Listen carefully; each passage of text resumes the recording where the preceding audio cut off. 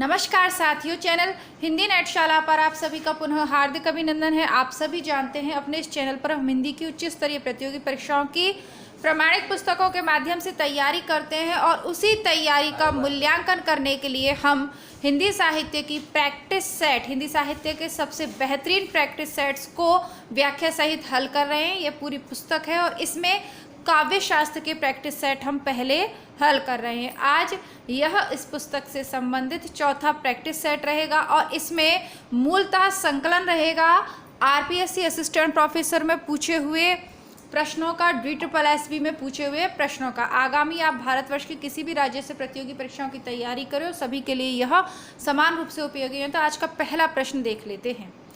Peri इप्सुस ग्रंथ के रचयिता हैं। सही उत्तर है लॉन्जाइनस। लॉन्जाइनस का कौन सा सिद्धांत था? उद्दात की भावना, वह लॉन्जाइनस का सिद्धांत था।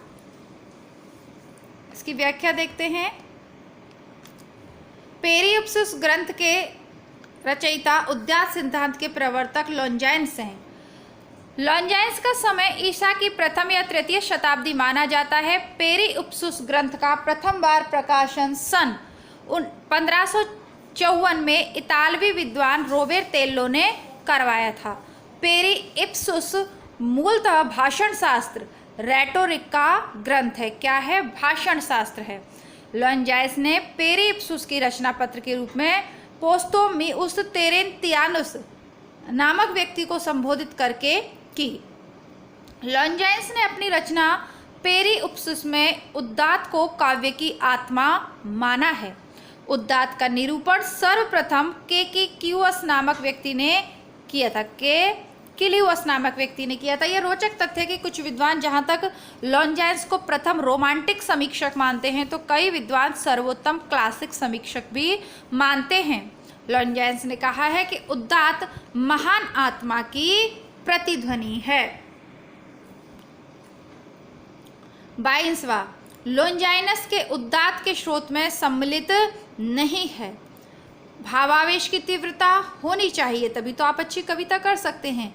गरिमा में रचना विधान, ये भी होना चाहिए। समुचित अलंकार योजना, यह भी होनी चाहिए। अत्यधिक शब्दाडंबर नहीं होना चाहिए, नहीं तो फिर आप क्या करते हो, कठिन आपका काव्य हो जाता है, लोगों के समझ में नहीं आता। तो और ये तो सामान्यतः पढ़ के भी मालूम चल रहा है कि उद्दात के अंतर्गत ये मिसफिट हो रहा है ना, ये फिट ही नहीं हो रहा है इसमें। अब उद्दात के 5 स्रोत इन्होंने माने हैं, उसको देख लेते हैं। महान विचारों की उद्भावना की क्षमता होनी चाहिए आपके काव्य में। भावों की प्रबलता होनी चाहिए। अलंकारों का समुचित प्रयोग होना चाहिए। भव्य पद योजना, इसमें शब्द चयन, बिंब विधान और शैलीगत परिष्कार अंतर्भूत है, यानी भव्य पद योजना होनी चाहिए। रचना की गरिमा और उत्कर्ष का समुचित प्रभाव होना चाहिए। अब क्या नहीं होना चाहिए? इसमें शब्दाडंबर नहीं होना चाहिए। बालिशता और भावाडंबर, ये उद्दात के 3 अवरोधक तत्व हैं। तो अब तक भी अगर आपको लॉन्जाइनस, पेरिप्सुस, उद्दात के बारे में पता नहीं चला था तो यहाँ से पता चल सकता है। मतलब आप इस प्रैक्टिस सेट के माध्यम से जान लेंगे तो आगे आगामी परीक्षा में आपसे गलती नहीं होगी। लॉन्जाइनस की उद्दात संबंधी मान्यता अनुसार असंगत कथन है। विषय साधन नहीं साध्य है। पढ़कर ही पता चलता है, क्योंकि कोई भी विषय साध्य नहीं हो सकता। विषय उद्देश्य कभी नहीं होता, आप साधन के रूप में उसको प्रयुक्त करते हैं।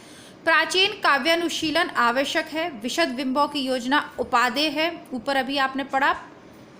और विषय का विस्तार पूर्वक होना आवश्यक है। अब यहाँ पर इसकी व्याख्या पढ़ते हैं। विषय साधन नहीं साध्य है। लॉन्जाइनस के उद्दात संबंधी मान्यता अनुसार असंगत कथन है, क्योंकि लॉन्जाइनस ने लिखा है कि उद्दात अभिव्यंजना का अनिर्वचनीय प्रकर्ष और वैशिष्ट्य है। लॉन्जाइनस ने उद्दात की उत्पत्ति के लिए प्रतिभा को सर्वाधिक महत्व दिया है। लॉन्जाइनस के अनुसार उद्दात का कार्य अनुनयन नहीं बल्कि सम्मोहन या लोकोत्तर आह्लाद है। जहाँ प्लेटो और अरस्तु ने उपदेशात्मकता और आनंद को काव्य तथा कला का मूल माना, वहीं लॉन्जाइनस ने आनंदानुभूति को काव्य और कला का मूल उद्देश्य माना है कि आपको आनंद की अनुभूति होनी चाहिए। तो इस प्रश्न पत्र के माध्यम से हमने 3-4 प्रश्नों के माध्यम से हमने पढ़ लिया के लोंजाइन्स उदात्त मत के प्रवर्तक हैं। इनका प्रसिद्ध ग्रंथ है पेरी इप्सुस, ठीक है। और उदात्त के विरोधी तत्व कौन कौन से हैं? शब्दाडंबर, बालिश्यता और भावाडंबर, ठीक है। और उसके अच्छी बातें या उसका समर्थन करने वाले स्रोत कौन से? महान विचार, भावों की प्रबलता, अलंकार, भव्य पद योजना और गरिमा और उत्कर्ष का समुचित जो है प्रभाव, ठीक है। तो ये सारी बातें आपने उदात्त के विषय में जान ली। अब 2-3 प्रश्न लगातार क्रोचे से बने हैं, क्रोचे को देखते हैं। क्रोचे की मान्यता नहीं है, सहज ज्ञान और प्रत्यक्ष ज्ञान में अभेद है। ये मान्यता नहीं है। अब मान्यता कौन कौन सी हैं वो देख लेते हैं। स्वयं प्रकाश ज्ञान बौद्धिक ज्ञान से स्वतंत्र व स्वायत्त होता है। अभिव्यंजना ज्ञान रूप है और काव्य प्रकाशन कर्म रूप। कला एक आध्यात्मिक प्रक्रिया। ये सब सही है। पहला वाला गलत है। व्याख्या देखते हैं। सहज ज्ञान और प्रत्यक्ष ज्ञान में अभेद है। क्रोचे की मान्यता नहीं है। क्रोचे का जन्म इटली में हुआ, बहुत पुराने नहीं है ये, 1866-1952 इटली में हुआ, मतलब 1952 में मृत्यु हुई। क्रोचे की महत्वपूर्ण रचनाएं हैं aesthetic, new Ashes on aesthetic, defence of poetry. Croce का अभिव्यंजनावाद सिद्धांत सहजानुभूति अभिव्यंजना पर आधारित है। तो जब कोई व्यंग्य करता है तो क्या होता है? आपका मन कचोटता है। क्रोचे का अभिव्यंजनावाद जो उनके अनुसार चेतना की सबसे महत्वपूर्ण प्रक्रिया है। क्रोचे का मत है कि सहजानुभूति से ही व्यक्ति को यथार्थ का ज्ञान होता है। क्रोचे के अभिव्यंजनावाद की प्रमुख विशेषताएं हैं अंतःप्रज्ञा, अभिव्यंजना और कला में अभेद संबंध। अभिव्यंजना आत्मिक क्रिया है।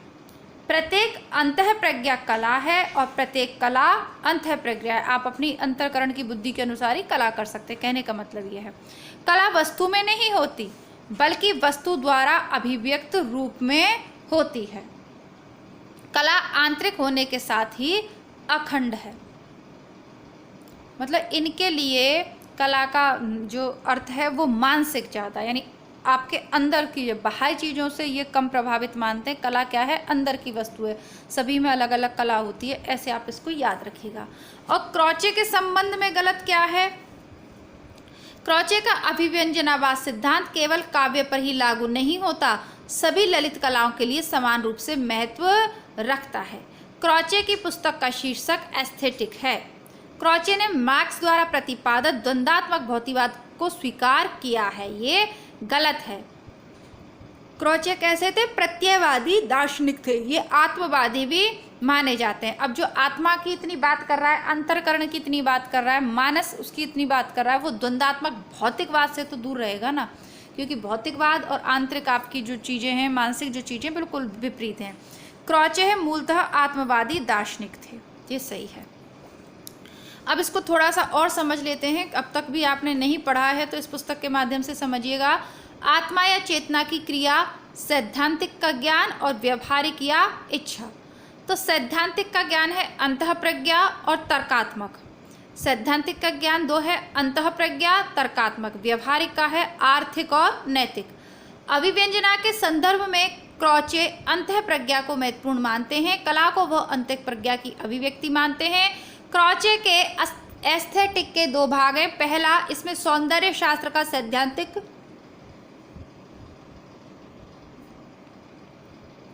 इसमें सौंदर्य शास्त्र का सैद्धांतिक विवेचन है। द्वितीय भाग, इसमें सौंदर्य शास्त्र का इतिहास है।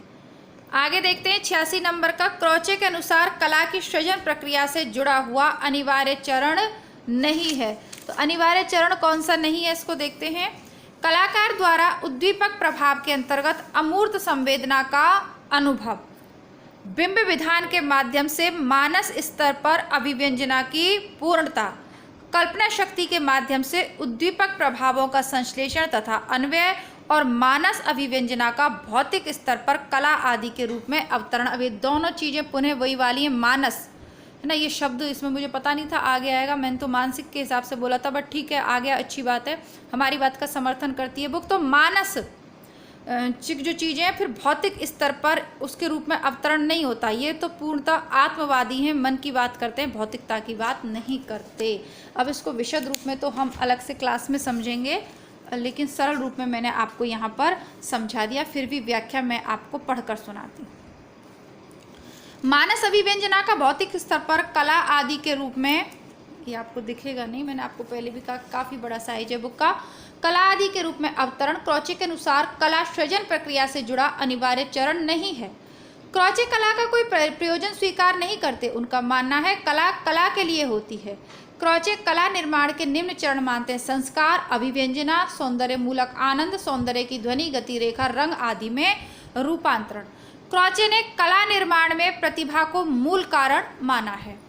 क्रॉचे का कहना है कि कलाकार में सौंदर्य की उत्पत्ति होती है और भावक में सौंदर्य की पुनरुक्ति होती है, अर्थात कलाकार सौंदर्य का भागी होता है।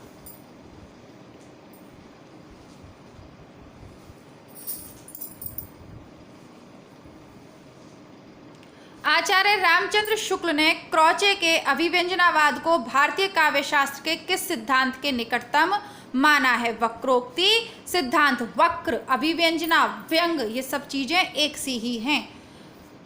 आचार्य शुक्ल ने क्रॉचे के अभिव्यंजनावाद को भारतीय काव्य शास्त्र के वक्रोक्ति सिद्धांत के निकटतम माना है। हिंदी में अभिव्यंजनावाद का सर्वप्रथम उल्लेख आचार्य रामचंद्र शुक्ल ने किया है। क्रॉचे का अभिव्यंजनावाद भारतीय वक्रोक्तिवाद का विलायती रूप है। इंपॉर्टेंट पंक्ति है, अलग से भी पूछी जाती है। अभिव्यंजनावाद की देखिए, हमारे संस्कृत साहित्य में ये सब पहले ही लिख गया, ठीक है। तो कुंतक का ने जो वक्रोक्ति सिद्धांत लिखा, उसी का विलायती रूप क्या है? अभिव्यंजनावाद है। और हम इतने बेवकूफ़ हैं कि हम अपने कालिदास को भी, हमारे जो जिन विचारकों को मानते हैं, वो क्या कहते हैं? कालिदास हिंदुस्तान का शेक्सपियर है। अरे भैया, शेक्सपियर को कालिदास की संज्ञा दो, कालिदास को शेक्सपियर की संज्ञा देने की आवश्यकता नहीं है, लेकिन ठीक है। लेकिन यहाँ पर शुक्ल बिल्कुल स्पष्ट है, वो कहते हैं वक्रोक्तिवाद का विलायती रूप क्या है? अभिव्यंजनावाद।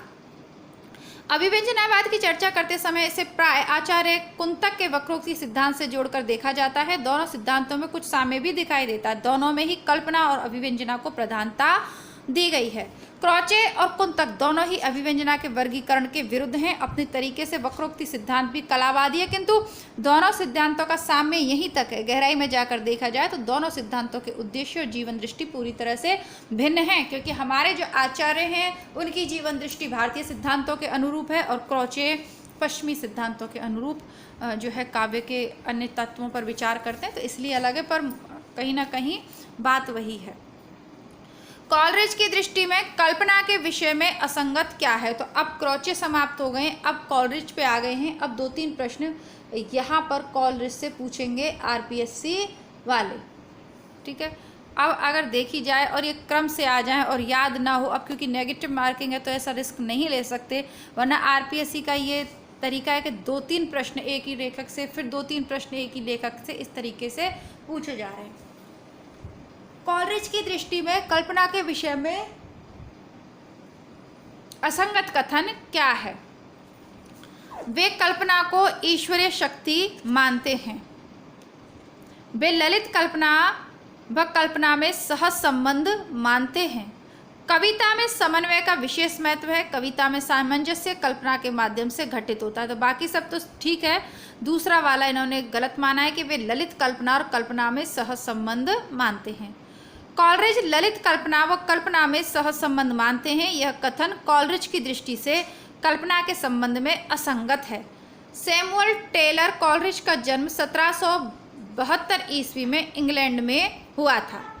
कॉलरिज की महत्वपूर्ण गद्य रचनाएं हैं the friend, church and state, aids to reflection, confessions of an inquiring spirit. और कॉलरिज ने कल्पना और ललित कल्पना में निम्न अंतर माना है। कल्पना ये बिंबों को विघटित विलगत कर नए रूप में परिवर्तित करती है। ललित कल्पना यह बिंबों को सिर्फ पास पास रख देती है, कोई परिवर्तन नहीं करती। यह जैव कार्य पद्धति पर आधारित है, यह यांत्रिक कार्य पद्धति पर आधारित है। यह प्रतिभा की उपज है और ललित कल्पना प्रज्ञा की उपज है। अब कल्पना अंत प्रेरणा प्रत्यक्ष आदि से सामग्री ग्रहण करती है और ललित कल्पना यह प्रधानतः स्मृति से सामग्री ग्रहण करती है। बायोग्राफिया लिटरेरिया के लेखक कौन हैं? कॉलरिज प्रत्ययवादी थे। उनकी काव्य संबंधी धारणा जैववादी सिद्धांत पर आधारित है। कॉलरिज ने कल्पना के संबंध में लिखा है कि इसमें संश्लेषणात्मक तथा जादुई शक्ति होती है जो विरोधी या विसंवादी धर्मों में संतुलन स्थापित करती है। फैंसी के लिए रम्य कल्पना, ललित कल्पना शब्द का प्रयोग होता है तथा इमेजिनेशन के रूपांतरण कल्पना के रूप में प्रचलित है। कॉलरिज कहते हैं कल्पना मानव मस्तिष्क की विविधायनी शक्ति है। तो ये प्रश्न पूछ ले कि कल्पना मानव मस्तिष्क की विविधायनी शक्ति है, किसने कहा है? कॉलरिज ने कहा है। फैंसी की जगह फैंटीज।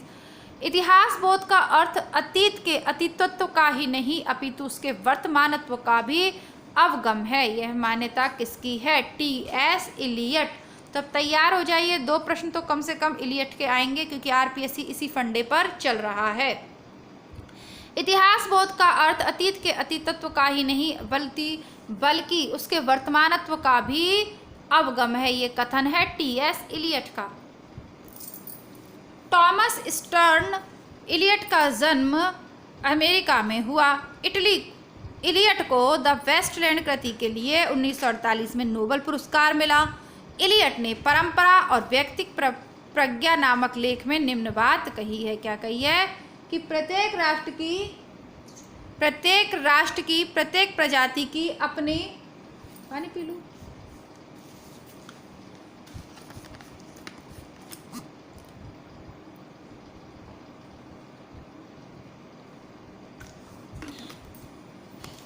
प्रत्येक राष्ट्र की प्रत्येक प्रजाति की अपनी सृजनात्मकता मनोवृत्ति के साथ ही आलोचनात्मक मनोवृत्ति भी होती है। यानी वो सृजन करने में सक्षम है तो आलोचना करने में भी सक्षम है। सांस की तरह आलोचना अनिवार्य तथा नैसर्गिक है। व्यक्तिगत प्रज्ञा परंपरा से असंबद्ध निरपेक्ष या अविच्छिन्न वस्तु नहीं है। इतिहास बोध का अर्थ अतीत के अतीतत्व से नहीं अपितु उसके वर्तमानत्व का भी अवगम है। कवि को अतीत का अर्थात परंपरा का ज्ञान तो होना चाहिए परंतु ज्ञान भार से आक्रांत नहीं होना चाहिए, यानी वर्तमान का भी ध्यान रखना चाहिए। टी.एस. इलियट का मत नहीं है कला की जैविक सत्ता होती है, यह हो है। कविता का अपना एक अलग स्वतंत्र जीवन है, यह भी सही है। काव्यगत संवेदना और कवि के मन की संवेदना भिन्न होती है, यह भी सही है। कला का संवेग व्यक्तिक होता है, ये गलत है क्योंकि कला का संवेग व्यक्तिक नहीं होता। इलियट की आलोचना का मूल आधार लेख tradition and the individual talent में द सेक्रेड वुड में संकलित है। इलियट के अनुसार कला व्यक्तित्व की अभिव्यंजना नहीं बल्कि उससे पलायन है। उन्होंने स्पष्ट किया है कि लेखक और कवि का व्यक्तित्व एक उत्प्रेरक की तरह होता है जो रचना को प्रभावित तो करता है पर उसमें दिखाई नहीं देता। इलियट ने कला को दूर से देखे जाने वाली वस्तु के रूप में प्रस्तुत किया। इलियट का निर्व्यक्तिकता का सिद्धांत स्वच्छंदतावादियों के काव्य सिद्धांत के विपरीत है। इलियट ने दावा किया है कि स्वच्छंदतावादियों की रचना प्रक्रिया भावों की अभिव्यक्ति नहीं बल्कि उनका दमन करती है। किस कथन से इलियट सहमत नहीं है? 92 नंबर का प्रश्न देखें तो आज का आपका ये टेस्ट पेपर जो है लगभग आरपीएससी असिस्टेंट प्रोफेसर के 2020 के फर्स्ट पेपर पर आधारित है, ऐसा आप कह सकते हैं। तो परंपरा में अतीत के प्रति विद्रोह संभव नहीं, ये गलत है। परंपरा के ज्ञान से साहित्यकार को ये जानकारी हो जाती है कि उसे क्या करना चाहिए, सही बात है। परंपरा के ज्ञान से ज्ञात होता है कि साहित्यकार की कृति का मूल्य क्या है, सही बात है। परंपरा दाय के रूप में स्वयं उपलब्ध नहीं होती, उसे प्राप्त करने के लिए सचेष्ट प्रयत्न करना चाहिए। परंपरा में अतीत के प्रति विद्रोह संभव नहीं, इस कथन से इलियट सहमत नहीं है। परंपरा सिद्धांत इलियट का एक महत्वपूर्ण सिद्धांत है। इसके अनुसार किसी भी रचना का मूल्यांकन रचनाशीलता की संपूर्ण परंपरा के सापेक्षता में होना चाहिए। इसका अर्थ है कि किसी रचना का महत्व उतना ही होता है जितना समंजन वह संपूर्ण परंपरा में करती है। इलियट परंपरा को वर्तमान से अलग नहीं बल्कि उसका हिस्सा मानते हैं।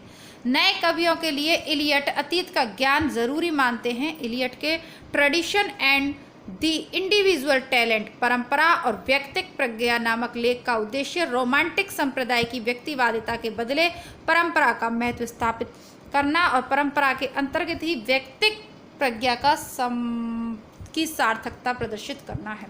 कविता भाव का स्वच्छंद प्रवाह नहीं, भाव से पलायन है, व्यक्ति की अभिव्यक्ति नहीं, उससे मुक्ति का नाम है। किसकी मान्यता है? टी.एस. इलियट की। अब इसकी व्याख्या अभी थोड़ी देर पहले पढ़ के सुनाई। रस ध्वनि किसे कहा जाता है? असंलक्ष्य क्रम व्यंग्य ध्वनि।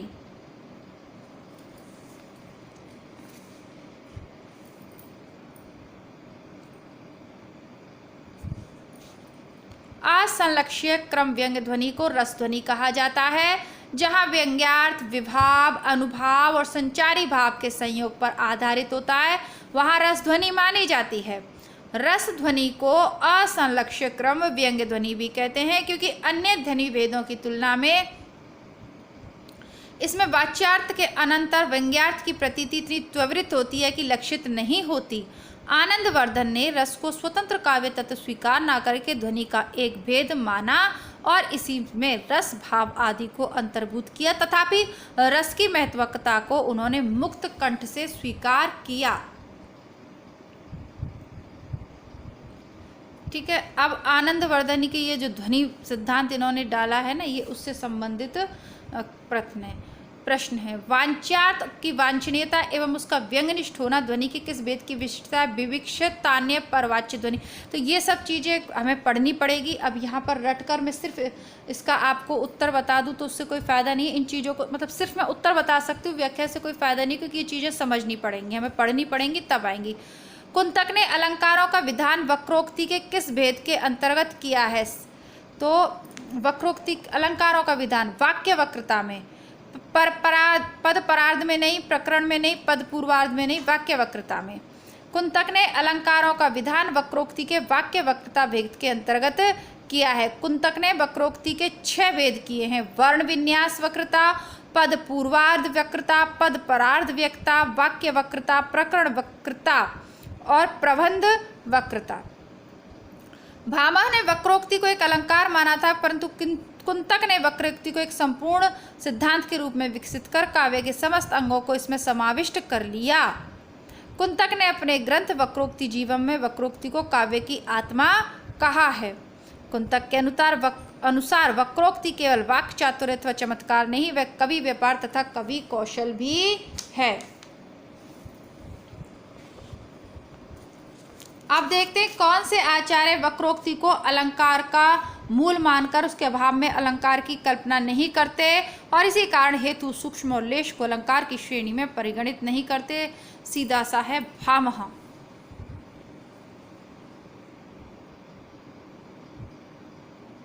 भामा वक्रोक्ति को अलंकार का मूल मानकर उसके अभाव में अलंकार की कल्पना नहीं करते और इसी कारण हेतु सूक्ष्म और लेश को अलंकार की श्रेणी में परिगणित नहीं करते।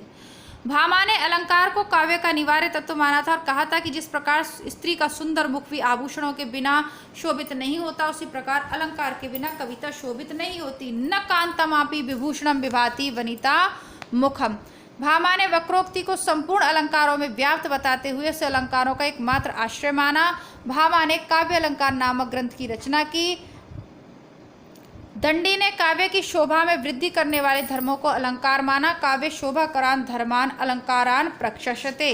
रीतिवादी आचार्य वामन ने दंडी का विरोध करते हुए कहा कि गुण काव्य के शोभाकारक धर्म है और अंग अलंकार उसके वर्धक हैं। काव्य शोभा कर्तारो धर्मा गुणा में वक्रोक्ति को काव्य की आत्मा कहा गया है। साधारणीकरण का सिद्धांत किस आचार्य का है? तो यह है भट्ट नायक का। मुख्य अर्थ में भिन्न अर्थ होते हुए भी उससे कुछ संबंध अर्थ प्रकट करने वाली शब्द शक्ति को कहते हैं लक्षणा। मैं सुकुमार नाथ बन जोगू, तुम ही उचित तप मो कहाँ भोगू। में कौन सी शब्द शक्ति है? तो इसमें आर्थी व्यंजना है। अर्थ पर आधारित होता है ना, अर्थ वहाँ आर्थी व्यंजना होती है। व्यंग्य जब अर्थ पर आधारित होता है। मैं सुकुमार नाथ बन जोगू, तुम ही उचित तप मो कहूँ भोगू। तो इसी के साथ इसकी कक्षा को हम समाप्त करते हैं। आगे के जो कल वाले प्रश्न रहेंगे वो मिले जुले रहेंगे। आज का पेपर आपका आरपीएससी पर आधारित था। तो मिलती हूँ आपसे आगे, आशा करती हूँ ये आपके लिए आगामी परीक्षा में हेल्पफुल रहेगा। यदि ऐसा है तो इस वीडियो को लाइक करें, कमेंट बॉक्स में अपनी राय ज़रूर लिखें और अपने मित्रों तक ज़रूर शेयर करें। धन्यवाद, नमस्कार, जय हिंद।